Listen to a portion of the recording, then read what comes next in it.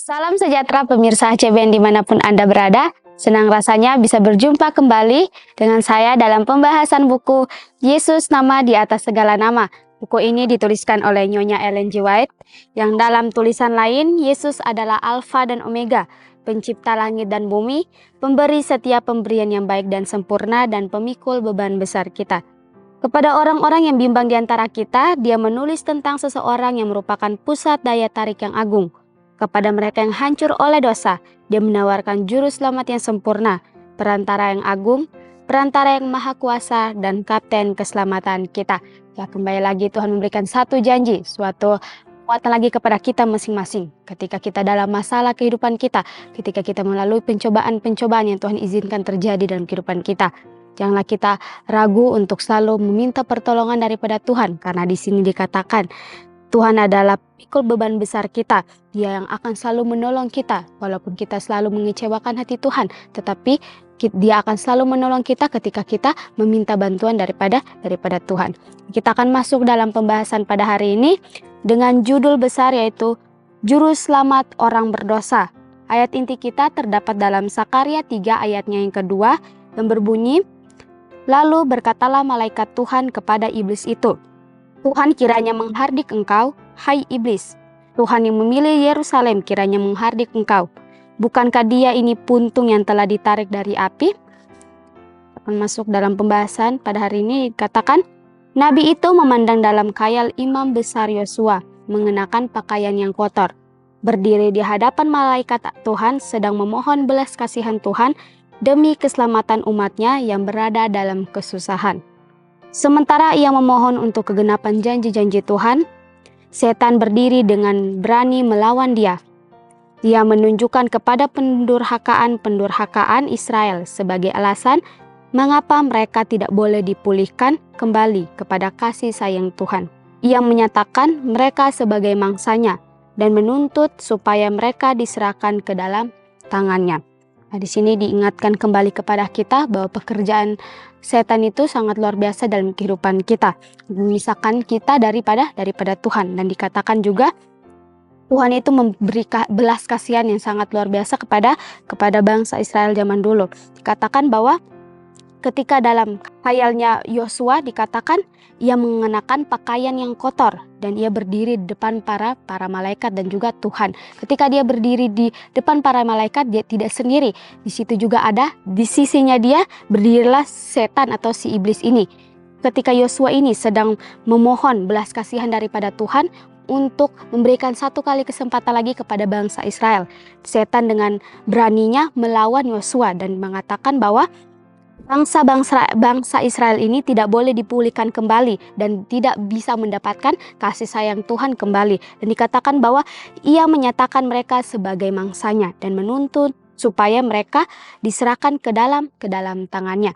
Ya, ketika Yosua ini belas kasihan daripada Tuhan untuk bangsanya, untuk bangsa Israel, setan dengan beraninya melawan. Dan setan menuduh setiap tuduhan-tuduhan kepada bangsa Israel ini, sehingga dia menghasut Tuhan untuk tidak memberikan kesempatan lagi kepada bangsa Israel.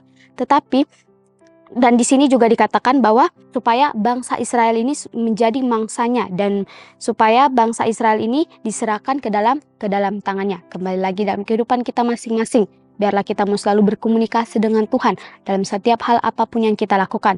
Karena setan tidak ingin binasa sendiri. Dia tahu bahwa kedatangan Tuhan sudah semakin dekat dan dia tidak ingin binasa sendiri. Makanya dikatakan setan ini membuat segala macam cara untuk menjauhkan kita, untuk membuat kita ini selalu jauh daripada Tuhan. Dan biarlah kita mau selalu menyerahkan diri kita sepenuhnya ke dalam tangan Tuhan. Dan dikatakan, imam besar itu tidak dapat mempertahankan dirinya sendiri atau umatnya dari tuduhan-tuduhan setan. Ia tidak menyatakan bahwa Israel bebas dari kesalahan dengan pakaian yang kotor yang melambangkan dosa-dosa orang banyak itu, yang dipakainya sebagai wakil mereka.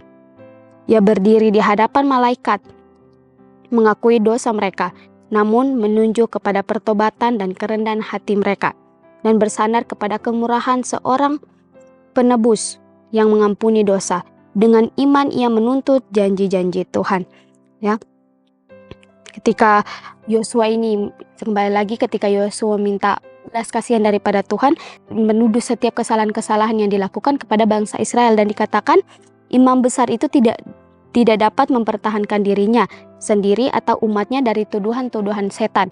Ya, dia tidak bisa menjauhkan dirinya ini daripada tuduhan-tuduhan setan, karena setiap tuduhan-tuduhan yang setan tuduhkan kepada umat-umat ini itu adalah tuduhan-tuduhan yang benar yang mereka setiap hari lakukan, atau dosa-dosa yang selalu mereka lakukan. Makanya dikatakan lagi, biarlah kita juga hari demi hari, ketika Tuhan memberikan kesempatan kepada kita masing-masing, baiklah saya dan juga saudara-saudara semua, baiklah kita mau selalu perbaiki diri kita dengan kesempatan-kesempatan yang Tuhan berikan. Baiklah kita tidak salah mempergunakan setiap kesempatan-kesempatan yang Tuhan berikan. Dan dikatakan kemudian malaikat, yakni Kristus sendiri, juru selamat orang berdosa, membungkamkan si pendakwa umatnya sambil memaklumkan, Tuhan kiranya menghardik engkau hai iblis. Tuhan yang memilih Yerusalem kiranya menghardik engkau. Bukankah dia ini puntung yang telah ditarik dari api? Israel sudah lama tinggal dalam dapur api penindasan. Oleh sebab dosa mereka, maka mereka seakan-akan dibakar dalam api yang dinyalakan oleh setan dan wakil-wakilnya demi kebinasaan mereka. Tetapi kini Tuhan telah mengulurkan tangannya untuk mengeluarkan mereka. Kembali lagi diingatkan kepada kita umat manusia. Katakan Tuhan telah mengulurkan tangannya untuk mengeluarkan kita dari setiap dosa-dosa kesalahan kita. Jadi ingatkan kembali kepada kita, sebagai mengingatkan diri saya sendiri, mengingatkan juga kepada pemirsa-pemirsa dimanapun Anda berada. Ingatkan bahwa untuk selalu mempergunakan setiap kasih yang Tuhan berikan kepada kita itu dengan selalu memperbaiki diri saya, memperbaiki diri saudara masing-masing. Dikatakan juga Tuhan membela ketika iblis ini meminta dari Tuhan supaya kita ini menjadi targetnya, menjadi mangsanya, karena dia tidak ingin binasa sendiri, dia menghasut Tuhan. Maka di sini tetapi di sini dikatakan Tuhan menghardik iblis dengan berkata, Tuhan kiranya menghardik engkau hai iblis.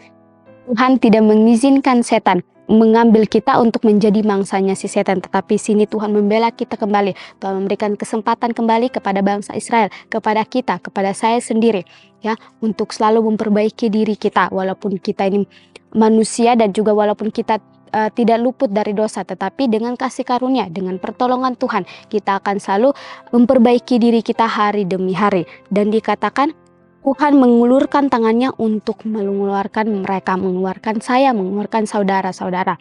Ya, ketika kita jatuh dalam dosa, ketika kita sudah menjauh daripada Tuhan, tetapi Tuhan kembali lagi mengulurkan tangannya, memeluk kita, memanggil kita untuk kembali ke jalan yang benar. Ketika perantara Yesua diterima, perintah diberikan, tanggalkanlah pakaian yang kotor itu daripadanya. Dan malaikat itu berkata kepada Yesua, lihat, dengan ini aku telah menjauhkan kesalahanmu daripadamu. Aku akan mengenakan kepadamu pakaian pesta. Maka mereka menaruh serban tahir kepada kepalanya dan mengenakan pakaian kepadanya. Dosanya sendiri dan dosa umatnya telah diampuni. Israel telah diberi berpakaian dengan pakaian pesta, yakni kebenaran Kristus yang dikenakan kepada mereka. Serban tahir yang ditaruh di atas kepala Yosua adalah sama dengan yang dipakai para imam dan memakai tulisan kudus bagi Tuhan. Terdapat dalam Keluaran 28 ayat 36. Yang menunjukkan bahwa walaupun ada pelanggaran-pelanggarannya dahulu, kini ia layak bekerja di hadapan Tuhan dalam rumah kudusnya. Alfa dan Omega jilid 4 halaman 183 sampai 184. Kembali lagi, suatu pengharapan, suatu janji lagi kepada kita masing-masing. Ya, kesempatan demi kesempatan Tuhan berikan kepada kita. Kasih karunia, kasih yang sangat luar biasa Tuhan berikan kepada saya, berikan kepada saudara-saudara juga. Baiklah kita selalu mempergunakan itu dengan sebaik-baiknya. Baiklah kita selalu melakukan apa yang Tuhan inginkan. Karena setiap apapun yang kita lakukan di dunia ini, selama kita tinggal di dunia ini, kita akan mempertanggungjawabkannya nanti. Dengan setiap kesalahan-kesalahan yang kita buat, biarlah kita selalu belajar dari kesalahan-kesalahan itu, menjadi orang yang lebih benar di hadapan Tuhan. Dan dikatakan bahwa Walaupun ada pelanggaran-pelanggarannya dahulu, kini ia layak bekerja di hadapan Tuhan dalam rumah kudusnya. Janganlah kita malu ketika kita sudah melakukan kesalahan-kesalahan dan kita tidak mau lagi meminta ampun. Tetapi baiklah kita mau selalu datang di bawah kaki Tuhan, meminta ampun, meminta setiap pengampunan daripada Kristus di bawah kaki salibnya. Maka disitulah Tuhan akan selalu mengampuni setiap dosa kita. Asalkan kita mau selalu sungguh-sungguh datang kepadanya. Walaupun kita sebagai manusia tidak pernah luput dari kesalahan atau dosa. Biarlah hari demi hari, biarlah saya sendiri, biarlah kita semua mau menjadi pribadi yang lebih baik lagi. Renungkan lebih dalam. Apakah saya sepakat dengan Yesus memilih waktu dan tempat bagi penyelamatan saya? Nah, pertanyaan kembali kepada kita, apakah kita mau selalu menyerahkan diri kita untuk Tuhan selalu bekerja dalam kehidupan kita, untuk Tuhan selalu bekerja untuk membantu kita menjadi orang yang lebih baik hari demi hari. Dan ingatlah bahwa setiap apapun yang kita lakukan, gerak-gerik kita, iblis atau si jahat itu selalu berusaha untuk menjauhkan kita. Makanya kita harus selalu dekatkan diri kita, selalu berkomunikasi dengan Tuhan melalui doa kita tiap hari. Janganlah kita jauh daripada Tuhan. Biarlah kita mempergunakan doa itu sebagai senjata atau sebagai alat komunikasi kita dengan Tuhan tiap harinya. Maka ketika kita selalu dekat kepada Tuhan, setan akan selalu mencari cara. Tapi ketika kita dekat dengan Tuhan, maka iman kita akan selalu kuat untuk menghadapi setiap tipu muslihat iblis. Kita akan dapat membaca setiap gerak-gerik yang ingin setan lakukan dalam kehidupan kita. Karena setan tahu bahwa kedatangan Tuhan sudah semakin dekat. Dia tidak ingin kita sebagai manusia ini masuk bersama-sama dengan Tuhan dalam kerajaan surga. Tetapi dia ingin binasa bersama-sama dengan dia. Makanya dia melakukan segala macam cara supaya kita jauh daripada Tuhan.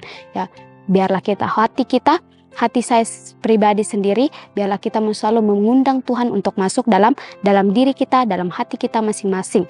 Asalkan kita selalu mengusungkan diri kita dengan hal-hal duniawi, dan kita selalu mengundang Tuhan untuk masuk dalam hati kita masing-masing, untuk selalu mengendalikan kita dalam setiap apapun yang kita lakukan. Baik pemirsa, kita akan berjumpa kembali dalam pembahasan berikutnya dan Tuhan memberkati.